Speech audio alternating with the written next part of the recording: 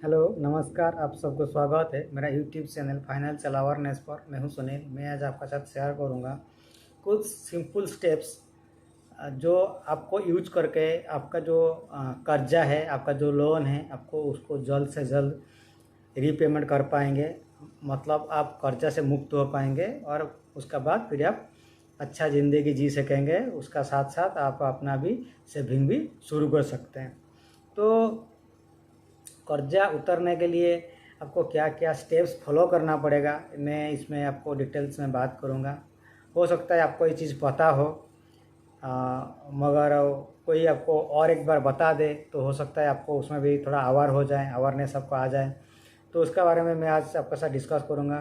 आपको वीडियो अच्छा लगेगा तो प्लीज़ वीडियो को लाइक सब्सक्राइब शेयर कीजिएगा। तो वीडियो को स्टार्ट करते हैं। जो लोन है और उसको जो टेक्निकल टर्म बोलते हैं डेब्ट बोलते हैं, ये दो तरह का होता है। दो तरह का लोन एक्चुअली होता है, एक तो गुड लोन, एक तो बैड लोन। गुड लोन किसको बोलते हैं, बैड लोन किसको बोलते हैं? Good loan means education loan. आप पैसा लेके पढ़ाई कर रहे हैं, हायर एजुकेशन कर रहे हैं, that is a very good loan. Second thing, real estate में इन्वेस्ट कर रहे हैं। आप लोन लेके कहीं ज़मीन खरीद रहे हैं या सिम्प्लेक्स डुप्लेक्स या अपार्टमेंट खरीद रहे हैं, दैट्स ऑल्सो गुड लोन। या आप होम लोन लेके घर बना रहे हैं, वो भी गुड लोन है। और एक तो आता है बिजनेस के लिए लोन ले रहे हैं, वो सब गुड लोन का अंदर आता है। तो बैड लोन क्या क्या है? Credit card loan. Credit card का यूज करके आप जो पैसा आपके पास है ही नहीं, आप उसको यूज करके पैसा को क्रेडिट कार्ड यूज करके सामान खरीद रहे हैं, क्रेडिट कार्ड। या पर्सनल लोन जिसको ले गए आप कुछ अय्याशी के सामान, जैसे आपको सामान खरीदे हैं, कहीं घूमने चला गए हैं, वो चीज़ है। तीसरा है जो हाई एक्सपेंसिव मैरिज, वो भी एक तो है बैड लोन। और एक तो है आप लोन लेके कार खरीद रहे हैं, बाइक खरीद रहे हैं, वो सब चीज़ है। ज्वेलरी खरीद रहे हैं, आपको ये सब है बैड लोन। आपको ज्वेलरी में इन्वेस्ट करना है लोन लेके, तो ज्वेलरी में मत कीजिए। उसके लिए आपको सोवरेन गोल्ड बॉन्ड के साथ आप जा सकते हैं। तो उसके लिए मैं डिटेल्स वीडियो बनाया हूँ, सोवरेन गोल्ड बॉन्ड क्या है, उसको जाके मेरा देख सकते हैं मेरा वीडियो। तो उसका साथ डिस्कस करेंगे आज। तो पहले है, आज से सपोज आप जितना लोन लिए हैं उसको छोड़ के आज से लोन को ना कर दीजिए। से नो टू लोन टुडे। जब भी आप इस वीडियो देख रहे हैं तब भी से इस बॉक्स से लोन को नो कर दीजिए।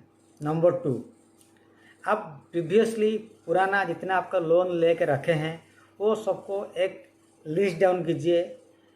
आप डायरी में लिस्ट डाउन कीजिए और उसको लिस्ट डाउन कीजिए कैसे ना, उसका जो इंटरेस्ट वाइज, जिसका इंटरेस्ट ज़्यादा है उसको पहले कोशिश कीजिए रिपेमेंट करने की। जैसे होम लोन है, होम लोन का जो इंटरेस्ट रेट कम है। जैसे क्रेडिट कार्ड में आप लोन लिए हैं वो ज़्यादा इंटरेस्ट है। जैसे आप पर्सनल लोन लिए हैं उसको भी ज़्यादा इंटरेस्ट है। तो वो सबको पहले कोशिश कीजिए ख़त्म करने के लिए, रिपेमेंट करने के लिए। होम लोन को बाद में ख़त्म पेमेंट करेंगे, ठीक है। जिसका इंटरेस्ट रेट ज़्यादा है उसको आप पहले रिपेमेंट कीजिए। जैसे कोई कोई आदमी उधार लेते हैं दोस्त वगैरह से, वो बोलते हैं कि 3% का इंटरेस्ट है। 3% मतलब 36% इंटरेस्ट, तो उसको पहले दीजिए, रिपेमेंट कीजिए। बाद में जो आपको वो बैंक लोन को रिपेमेंट कीजिए। कुछ कुछ आदमी सोचता है मेरा बैंक से है, जैसे क्रेडिट कार्ड है, वो मेरे को मांग नहीं रहा है, जो जिसका पैसा मैं लिया हूँ रिश्ते से वो बिना ब्याज का है तो भी उसको पहले दे दूंगा, मगर उसको थोड़ा डिले कर दीजिए। बोल दीजिए कि मेरा क्रेडिट कार्ड का बिल है, उसका थोड़ा ज़्यादा इंटरेस्ट लगता है, मैं इसको दे रहा हूँ, आपको ज़रूरत पड़ेगा तो मेरे को बोलिएगा, मैं आपको दे दूँगा, ठीक है। तो जिसका इंटरेस्ट ज़्यादा है उसको पहले रिपेमेंट कीजिए, क्योंकि कुछ दिन बाद फिर वो इंटरेस्ट फिर आपको जो प्राइम जो मूलधन में आ जाता है। तो इसीलिए बहुत वो आपको ज़्यादा हानिकारक रहेगा फ्यूचर में। तीसरा में आपको जो आपका इनकम है उसको एक साइड रखिए, लिखिए खाता में। उसका बाद है जो आपका बजट है, जो डेली एक्सपेंसिव है, उसको नोट डाउन कीजिए आपको डायरी में। एंड उसको मंथली लास्ट में रिव्यू कीजिए।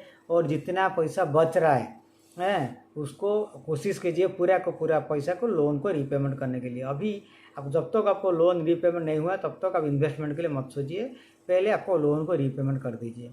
अच्छा, रीपेमेंट करने के लिए जो आपको जो एक्स्ट्रा खर्चा है मंथली एंड में रिव्यू करेंगे, तब क्या होगा आपको पता चलेगा कौन सा फिजूल का खर्चा था, कौन सा आपका एक्चुअली जेन्युइन खर्चा था। तो जेन्युइन का खर्चा को कीजिए, जो आपका दूसरा खर्चा है उसको अभी अवॉइड कीजिए जब तक आपका लोन आपको रीपेमेंट नहीं किए हैं। चौथा में है जो जैसे आपका मैरिज पर्सन है तो जैसे मैरिज एनिवर्सरी को सेलिब्रेट करना, बर्थडे सेलिब्रेट करना, कुछ शॉपिंग, कुछ सामान खरीदना, कोई मूवी जाना या बाहर में जाके खाना खाना, वो सबको अभी अवॉइड कीजिए। तब जब भी आपको लोन रीपेमेंट हो जाएगा तभी आप अपना ज़िंदगी जी सकते हैं। आपका उसके बाद आपका जो नेसेसिटी के बाद जो आपका एक्सपेंस है, जो वांट्स के लिए जितना आपका खर्चा करना चाहिए 20% 30% उसको आप खर्चा कर सकते हैं। अभी का सिचुएशन में जब तक आपका सर का ऊपर लोन है तब तक आपका जितना वांट्स का खर्चा है मतलब उसको आप यदि लोन रिपेमेंट में यूज कीजिए। चौथा में आता है जैसे आपको किसी शादी में है, आपका घर में किसी का शादी है, वो शादी को कोशिश कीजिए थोड़ा सा डिले करने के लिए, अदरवाइज उसको कम खर्चा में निपटाने की कोशिश कीजिए। जैसे आपको बिजनेस करना है तो कम से कम पैसा में अभी इन्वेस्ट करके बिजनेस कीजिए। जब भी आपका लोन पूरा हो जाएगा तभी आप बिजनेस को आप फिर एक्सपांड कर सकते हैं, ग्रोथ कर सकते हैं। आपको कई हाउस रेंट लेके रहते हैं तो फिर भी आप कोशिश कीजिए कम से कम हाउस रेंट दे के रहने के लिए। बाद में फिर जैसे आपको लोन ख़त्म हो जाएगा तो अभी बड़ा घर शिफ्ट कर सकते हैं, या घर लोन लेके भी, या पैसा को सेव करके फिर आप लोन और कुछ पैसा अरेंज करके आप नया घर भी ले सकते हैं। आपको कार खरीदना है, थोड़ा सा रुक जाइए, उसके बाद भी कार खरीद सकते हैं। और आपको लेने का ज़रूरत है, अर्जेंट है, तो आप सेकंड हैंड कार मगर यूज्ड कार जैसे ट्रू वैल्यू मिलता है वो आपको यूज कर सकते हैं। 5 में है जैसे जो चीज़ आपका घर में अनवांटेड चीज़ है, आप यूज नहीं कर रहे हैं, सालों से 2 साल से पड़ा हुआ है, पढ़ते पढ़ते ख़राब हो जाएगा, वो सब चीज़ को आप बेच से दीजिए, वो सब पैसा को लेकर फिर आपको लोन रीपेमेंट कर दीजिए। जैसे सामान, जैसे मोबाइल आपको 2-3 आप यूज नहीं कर रहे हैं, पड़ा हुआ है, उसको भी आप बेच सकते हैं। दूसरा है आपका पुराना साइकिल है, आपका घर में 2-3 फ्रिज है या 2-3 और ज़्यादा फर्नीचर है, सोने के लिए आदमी भी नहीं है, रखा हुआ है, वो सब आप बेच सकते हैं। और वो जो पैसा आप अरेंज करेंगे वो पैसा को आप लोन रीपेमेंट में यूज कर सकते हैं। और छठा में आता है आप कोशिश कीजिए आप इंक्रीज करने के लिए आपको इनकम को ज़्यादा से ज़्यादा। तो उसके बाद जो इंक्रीज अमाउंट जो आपको आएगा, जो ज़्यादा पैसा आप काम करके कमा रहे हैं, एक्स्ट्रा मनी, वो सबको लोन रीपेमेंट में कर दीजिए और आपको जल्द से जल्द लोन रीपेमेंट हो जाएगा। तब आपको फिर सेविंग के लिए दूसरा कदम ले सकते हैं। तो उसके लिए आपका हिसाब से जैसे आप ओवर टाइम कर सकते हैं या ट्यूशन पढ़ा सकते हैं, या आपका पास बाइक फाइक है, आप अच्छा सिटी में रहते हैं तो आप स्विगी जोमेटो वो सब में भी काम कर सकते हैं। कहीं छोटा मेडिसिन स्टोर में शाम को जाकर हिसाब किताब, जैसे आपको डाटा एंट्री काम आता है, SAP का काम आता है, जैसे बड़ा जो जजेस है, वकील है, कॉन्ट्रैक्टर है, उनका भी टाइपराइटर का काम रहता है, कंप्यूटर का काम रहता है, उसको भी जाकर आप बहुत जल्दी 1-2 घंटा कर सकते हैं। तो उसमें भी आप कुछ पैसा अर्न कर सकते हैं।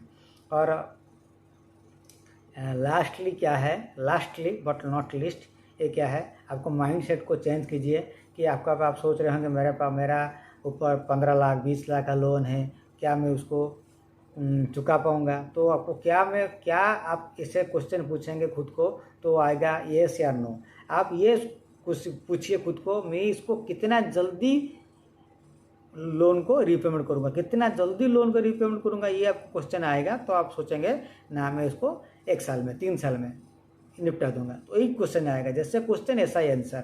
ठीक है, आप माइंडसेट को चेंज कीजिए, आप कोशिश कीजिए उसको जल्दी से जल्दी निपटाने के लिए। तभी आप क्या करेंगे, तो ये सोचिए कि मैं जितना जल्दी उसको निपटाऊंगा उतना जल्दी मैं फिर सेव करूंगा, फिर मेरा बच्चे को अच्छा पढ़ाई दे पाऊंगा, अच्छा ज़िंदगी जीने दे पाऊंगा, मेरा गाड़ी भी ले पाऊंगा, घर भी ले पाऊंगा।